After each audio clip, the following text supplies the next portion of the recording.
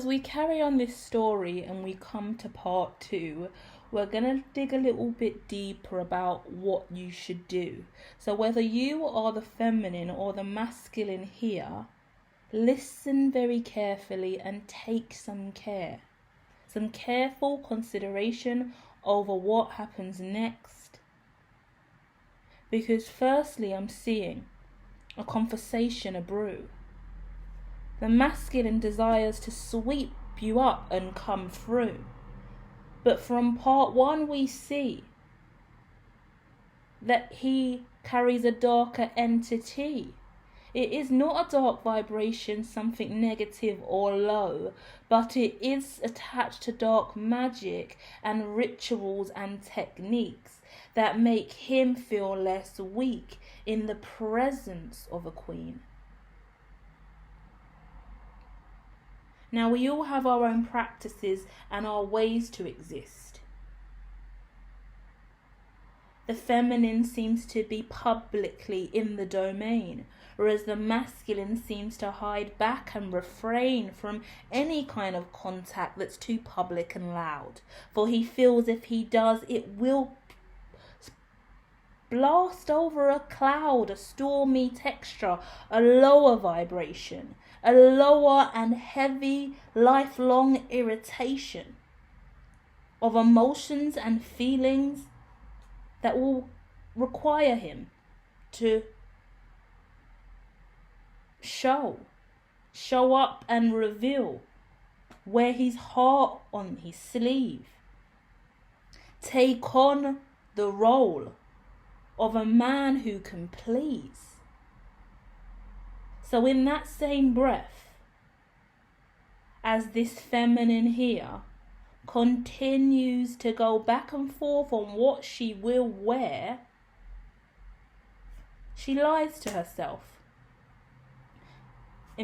implying she has all the strength and balance she needs for this relationship to succeed. So again, she goes back into it, dives right back into the pool.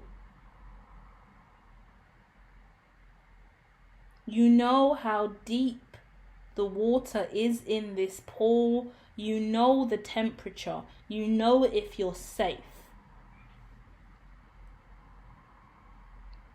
Yet here you go again, not knowing your place. And that's a projection. For the masculine feels that this is his field. And every time you come over, swim around and dive in, it does trigger an energy quite similar to sin. Now, this may sound confusing as I rhyme and let go, so let me let you know. This is a light and dark story, a shadowy tale about the divine masculine and the divine feminine love that has been guided from above. So I can't stay truly positive as I travel from the light to the dark, because there is a spark that reveals the truth on both sides. And as we crave to be the feminine bride, the masculine is driven by sexual lust and desire. He's more concerned about your attire and what's in between your thighs, and the fear of it leaving him behind. So I see really clearly he has a lot of lust and desire for you, and he constantly thinks about what he could do, how he would undress you and how he would caress you, how he would use his tongue, fingers and hands to caress you. But your thoughts are different, feminine. For you go within. Some of you indeed would think it would be sin, for if you are celibate and refraining from sex, then diving straight in would not be for the best. Others of you, you're open and free. You've slept with this masculine many a times. You have nothing to hide. But once again, your big city dreams and the confidence you exude and all of your body know you're not a prude. It does make him overwhelmed and fearful at times, which he is very good at hiding, because he can project and deflect and turn that energy on you and come diving in and rushing in, telling you all the things he could do, all the ways he could fulfill you, all the ways he could be. But in this story so far, we are still yet to see. For this masculine hasn't arrived, and he hasn't met his claims. And yet the feminine still sits there and behaves. And any time she tries to be a little wild and free, oh, does the masculine see and become filled with envy. And every now and then that Queen of Swords does arrive, suggesting that this pool has no more tide and we're calling it an end, and this divine ceremony and love that exists will now fade away, because the feminine claims to go off on her own and find a new throne, find a new masculine, find a new king. But every time she does the story re-begin? How can things re-begin? It's either re or begin, but now we re-begin. Because that is the cycle of the masculine and feminine dynamic. Back and forth and back and forth again. Some of you guys, you may have been long friends for many a years, back and forth in this tide. Some of you exes, maybe even a past bride. So let's see if there's anything else to guide us in this story. But I hear the feminine screaming, "You cannot ignore me."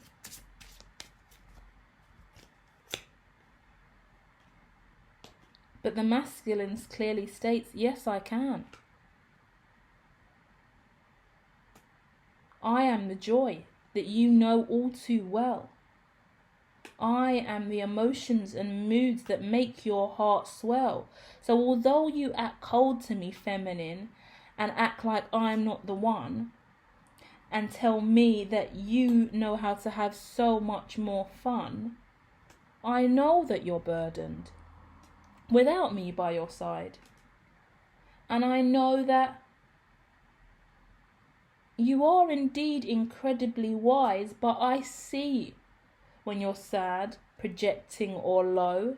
I see when you're losing a bit of your glow. And it may sound manipulative in the way I'm conveying my truth, but as your counterpart, I am somewhat your Ruth. So you come back to me and I tell you how I feel. I let you have free will. And I tell you that I'm scared, and that I'm working on me, and that I'm closed off and cold, and my new heart I cannot yet see. And I know that truth scares you, and you feel like I'm putting up a wall. But right now, that is where I see my victory fall. So I will protect my heart and keep a safe space, because I've been defeated so many times, and this is not a race. Your emotions are weighty. they put me in a spin. And I don't want to fight or argue. I don't want to be regretful and ashamed.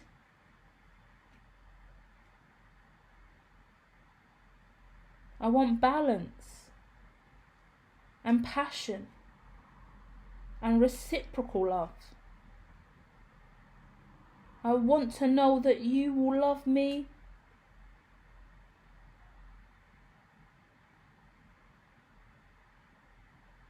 like a hand to a glove, you know?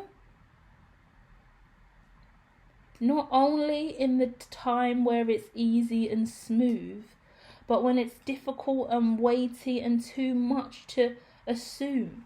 When I'm angry and aggressive and I hurt you to the core. Is that something you ignore? Could we move past that pain and that awkward event? Could we both have the space to truly let go and vent? Or would you take it personally and truly be hurt? Would we avert our eyes every time there's wrongdoing to the point where we carry on creating more wrongs? Or would we find a middle ground to stay strong? True love and connection is more than just one. A choice, a decision, the feeling of a heart. That's only the start.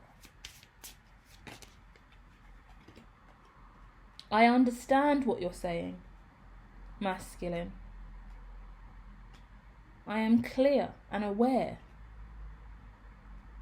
For some reason, you seem to think that I don't care.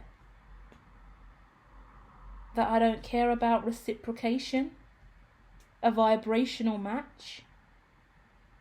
You seem to think that the 3D world isn't a match. You seem to think that I'm broken and lying to myself. You seem to think that I'm only obsessed with popularity and wealth. You think that I'm waiting for a love of all time. You think that I only am around for victory and truly only define myself in this moment and what more I could be, and prioritize my emotions over everything else that I can see.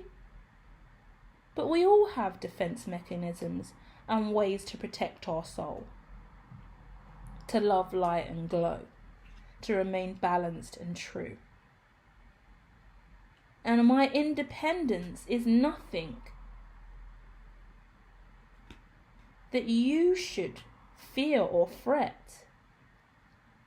And although, as I stand strong and firm as me, I still see you and me, my independence from you, yet my strength with you too. My grounded nature in all the things I go through, and I continue to work on myself and my true heart's desire. And no, I do not require more than you have to give. No, I do not hold you too tightly or let your love fall through like a sieve. I am aware, I am moderate, I am understanding, I am wise. I have no need for long cries.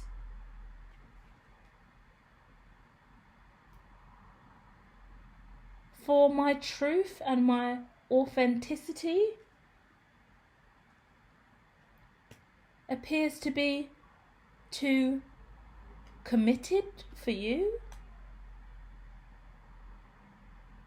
A lot to think about and fall into.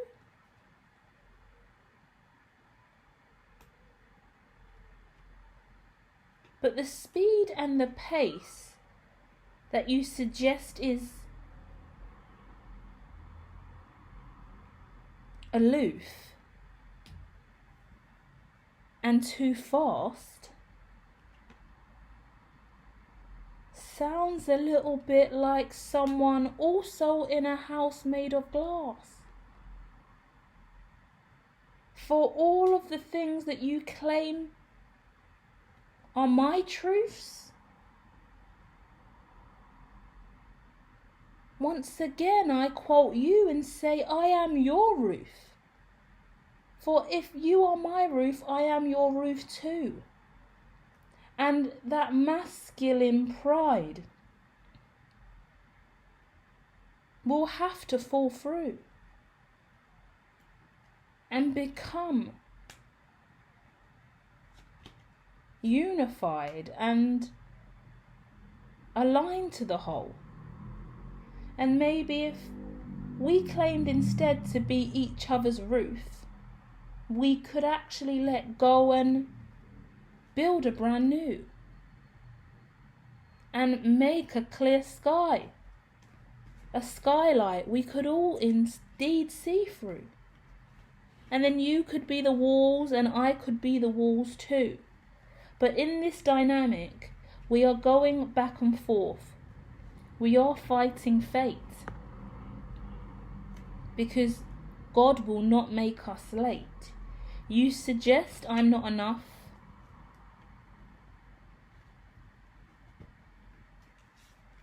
For I do not know what it takes. Yet I suggest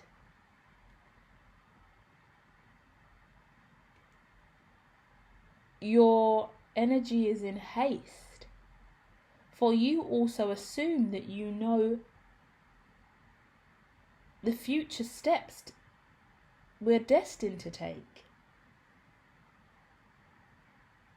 But I too believe you have no idea. You assume that you know, for you feel that is your role, to assume and announce and cement the way forward.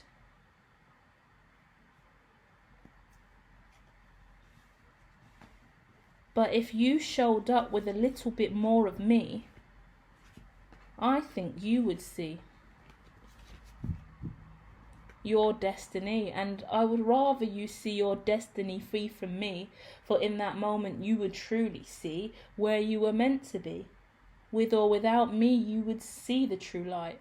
You would see wrong from right. You wouldn't have no doubt. Then true love could sprout.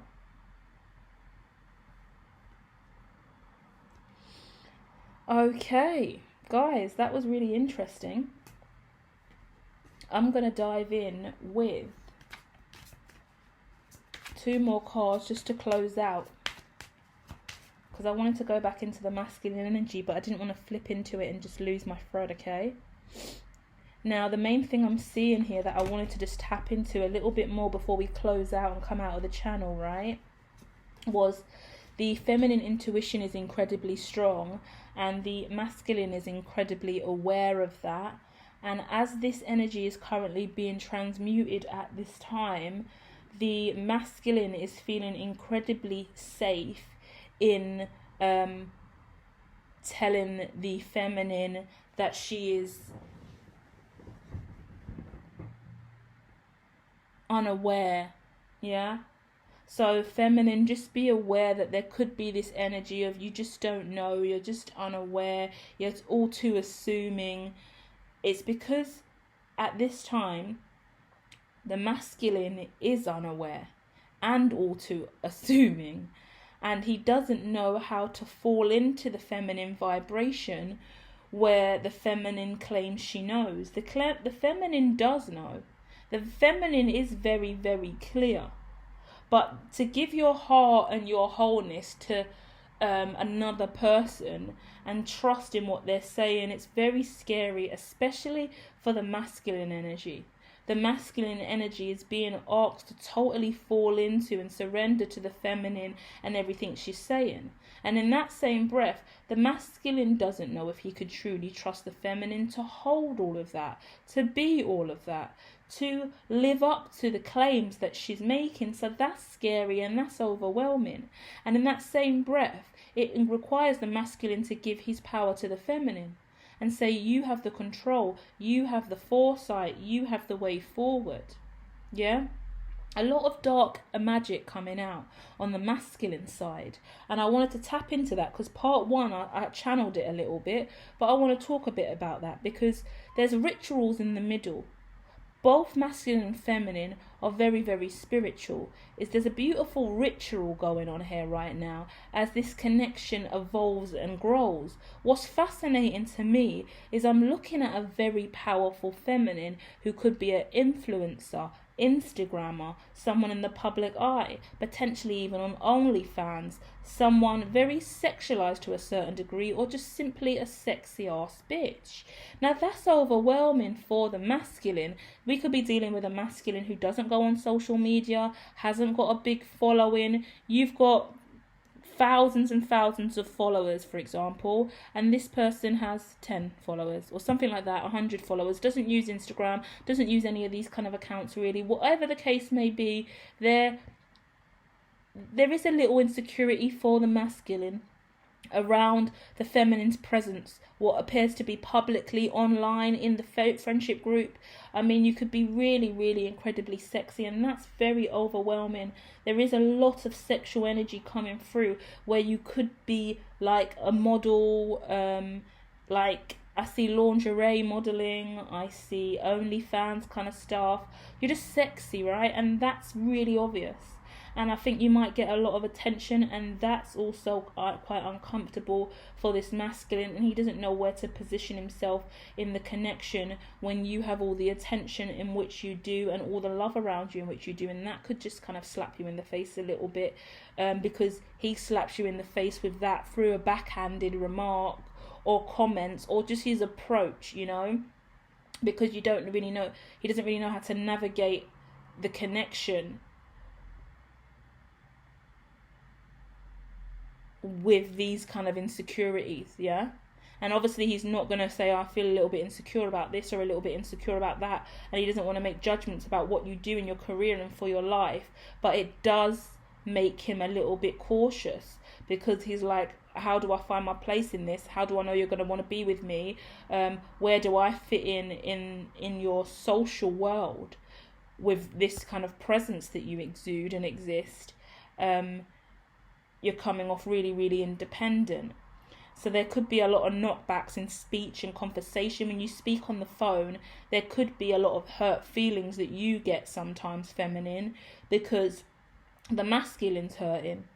Because the masculine's really hurting because he doesn't feel like he is enough for you entirely, or can really hold steady while you exude all of this sex appeal. I've got to be honest, it's really a lot of sex appeal coming off the feminine, you know.